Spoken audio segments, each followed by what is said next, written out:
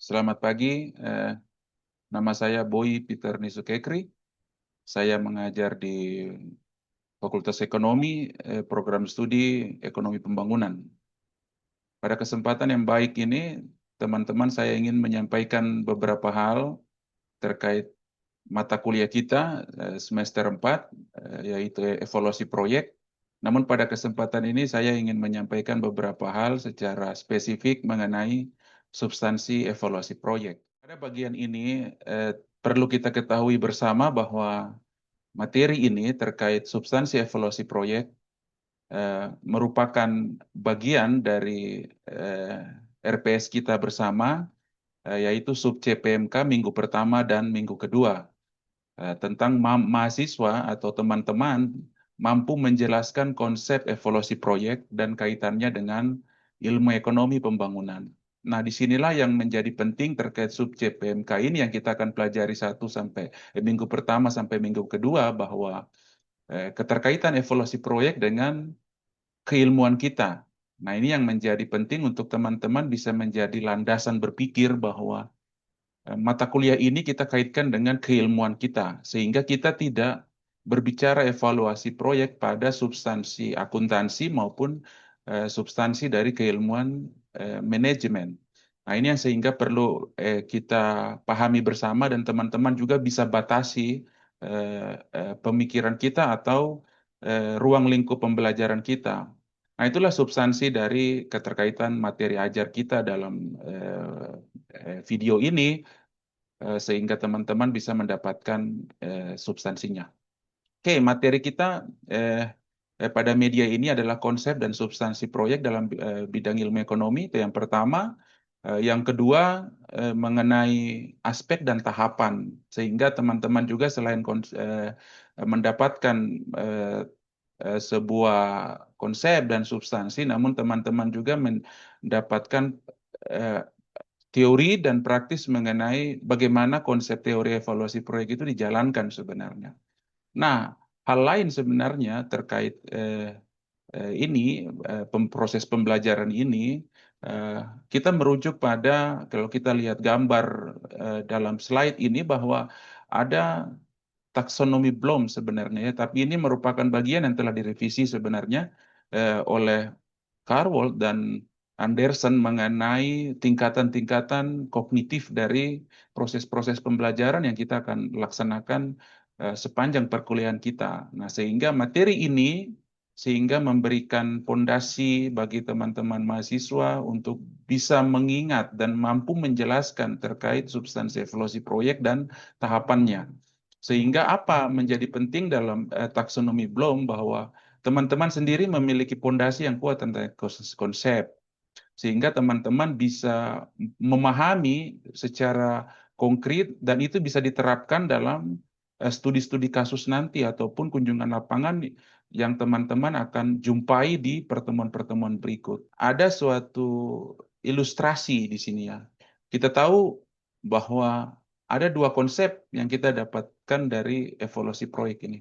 Yang pertama, kita mendapatkan suatu eh, istilah mengenai studi kelayakan itu dalam evaluasi proyek, yang kita bisa kenal kadang istilah orang secara praktis yang mengatakan feasibility study itu ya. Dengan artian kalimat sederhananya bahasa kita Indonesia, bahwa itu adalah sebuah pelaksanaan studi kelayakan sebelum proyek itu dilaksanakan atau diinvestasikan. Ya, jadi ada pengorbanan uang yang perlu dilakukan untuk melakukan studi kelayakan sebelum investasi itu dilaksanakan. Nah, yang berikutnya, bahwa perlu kita pahami juga bahwa layak ini dari kategori apa. Nah, di sini dalam konteks feasibility study, bahwa kelayakan ini artinya bahwa ada peluang ekonomi di masa depan atas dasar proyek yang akan saya investasikan hari ini. Nah, inilah konsekuensi teori kenapa studi kelayakan itu merupakan bagian dari evaluasi proyek. Ya, sehingga kita bisa simpulkan bahwa feasibility study adalah mensasar keyakinan investor atau pelaksanaan investasi sebuah proyek, baik itu pemerintah maupun non pemerintah, bahwa ini ada jaminan keuntungan tidak secara finansial. Itu dari segi swasta ataupun individu. Tapi kalau dari segi proyek-proyek pemerintah, maka apakah ini memiliki manfaat ekonomi atau tidak? Ya. Manfaat ekonomi ini adalah manfaat kesejahteraan masyarakat secara luas, ya, berdampak mikro dan juga berdampak ekonomi makro. Dalam artian dengan adanya proyek, apakah beberapa indikasi dalam ekonomi makro itu merubah, ya, merubah ke arah yang lebih positif seperti. Nah, itu yang perlu kita bijaki juga, perbedaan-perbedaan antara visibility study dalam proyek pemerintah dan visibility study dalam proyek-proyek swasta, ya. Sehingga kita dapat satu ruang lingkup batasan bahwa social cost, maka itu merupakan bagian yang perlu kita amati pada proyek-proyek pemerintah, baik pemerintah daerah, pemerintah provinsi, pemerintah kampung atau desa, ya. Namun financial benefit merupakan ruang lingkup pengamatan yang perlu kita amati pada proyek-proyek yang sifatnya individu, ya, ataupun pengusaha, ya, dalam rantai ekonomi, ataupun swasta. Swasta ini dalam negeri maupun luar negeri. Ya, inilah hal-hal yang perlu teman-teman batasi, ya. Nah, sehingga perlu kita batasi juga, ya, teman-teman perlu mendapatkan pemahaman bahwa tidak semua hal kita perhitungkan visibility study, tapi ada beberapa kegiatan penting yang dapat mengagregasi kesejahteraan masyarakat, maka itu perlu dilakukan visibility study, ya. Sehingga teman-teman, saya mengulangi lagi substansinya bahwa social benefit adalah bagian yang perlu diukur melalui evaluasi proyek. Namun bagaimana kita mengukur masa depan tentang financial benefit yang kita dapat, maka kita lakukan studi kelayakan tadi, ya. Istilahnya feasibility study itu, ya.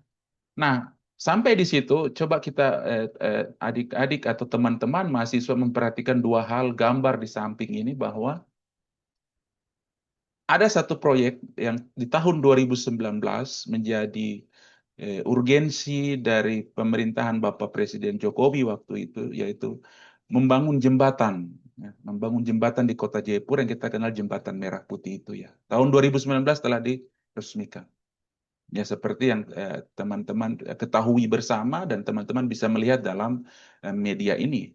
Nah, yang berikutnya ada gambar mengenai usaha ternak ayam di Papua. Nah, dari kedua gambar ini, teman-teman bisa berpikir, ya, memicu pemikiran teman-teman mahasiswa. Manakah dari dua gambar ini yang perlu dievaluasi, dan manakah dari kedua gambar ini atau proyek ini yang perlu dilakukan visibility study. Nah, ini dua hal yang teman-teman bisa wacanakan secara pribadi, bertanya dalam diri sendiri dan berpikir menjawab itu. Bagian tertentu dari materi pembelajaran ini adalah teman-teman untuk menumbuhkan engagement teman-teman, keterlibatan teman-teman dalam proses kita bersama nantinya dalam evaluasi proyek secara keseluruhan. Teman-teman juga secara mandiri mencoba dan membiasakan diri menambah pengalaman-pengalaman belajar secara mandiri. Sehingga pengalaman-pengalaman itu teman-teman bisa bagikan di kelas waktu kita jumpa di kelas, baik melalui online ataupun dalam kelas secara offline. Nah, di sini ada beberapa referensi yang saya bisa berikan bahwa teman-teman, saya yakin dan percaya teman-teman memiliki handphone. Nah, setidaknya kalau kita belajar semester 1 mata kuliah pengantar komputer, maka ada batasannya. Bahwa 4 sampai 5 jam per hari kita menggunakan komputer. Tapi minimal 1 jam kita gunakan untuk mengeksplor Google Scholar menggunakan handphone, sehingga teman-teman bisa mendapatkan secara mandiri pengalaman belajar dari sana.